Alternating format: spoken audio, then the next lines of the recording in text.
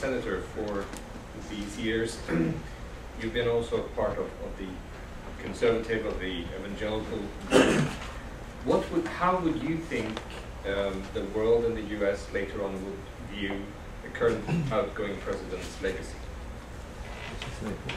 I was having this discussion with someone yesterday. I think that George Bush has as good a chance as any president in recent history of having to him what happened to Harry Truman.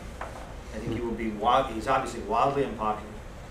I think historical events will prove that while certainly, as did Truman, he made his share of mistakes, that on the big issues, he stood by his principles and he fought for things who were in the interest of America over the long term. He is to be faulted, again, as Truman, but in an era where it matters more, he's to be faulted as being a poor communicator, as Truman was. He was a very poor communicator. But in 1948, it didn't matter, because you weren't on television every day.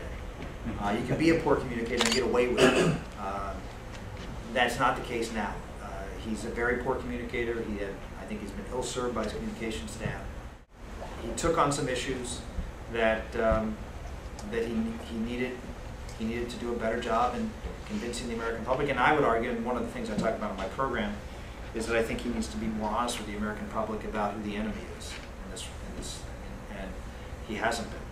I think if anything, he will be faulted. He'll be faulted for buying into the State Department's unwillingness to identify the enemy for who they are, and that is people motivated by faith, and that Islam is part of the deal here.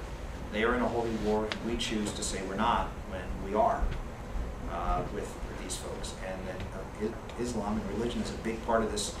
That any war that we're engaged in has a physical front and an ideological front. And we refuse to engage the ideological front because we refuse to acknowledge what their ideology is. We refuse to engage it.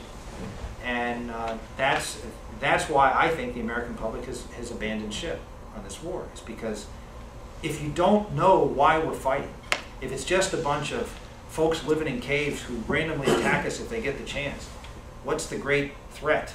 They're not attacking us anymore. We've debilitated them, and it has to be explained to America. Americans have no idea.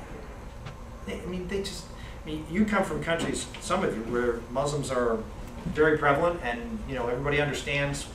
Americans have no concept of what Islam is, none whatsoever. They have no idea what Muslims believe, none.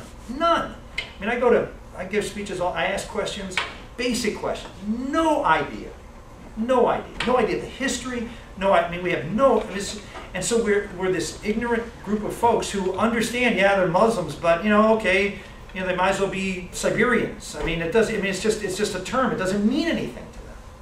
And so we have an uneducated public who is asked to endure pain, high oil prices, deaths of our soldiers, vilification by the world, for what? Because a bunch of terrorists want to hurt us. Well, so what? Let's leave. If there's no consequences to leaving, if there's no consequences to losing, why win?